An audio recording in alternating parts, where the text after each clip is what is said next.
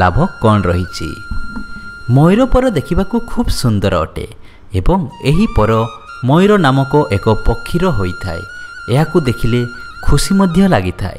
ଅନେକ ଲୋକେ ମୟୂର ପରକୁ ଘରେ ରଖିବାକୁ ପସନ୍ଦ କରିଥାନ୍ତି। ହିନ୍ଦୁ ଧର୍ମ ଓ ବୌଦ୍ଧ ଧର୍ମରେ ପ୍ରତ୍ୟେକ ଲୋକ ଏହି ମୟୂର ପରକୁ ଘରେ ରଖିଥାନ୍ତି।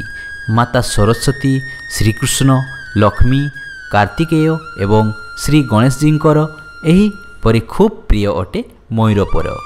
ଏହି ମୟୂର ପର ଖୁବ୍ ପବିତ୍ର ହୋଇଥାଏ ଏବଂ ଏପରି ମାନ୍ୟତା ରହିଛି କି ଏହି ମୟୂର ପର ନବଗ୍ରହଙ୍କର ବାସ ରହିଛି।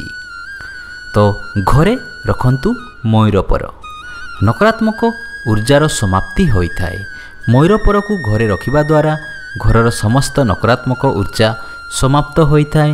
ଘରର କୌଣସି ବି ଖରାପ ଉର୍ଜା ଘରକୁ ପ୍ରବେଶ କରିପାରିନଥାଏ।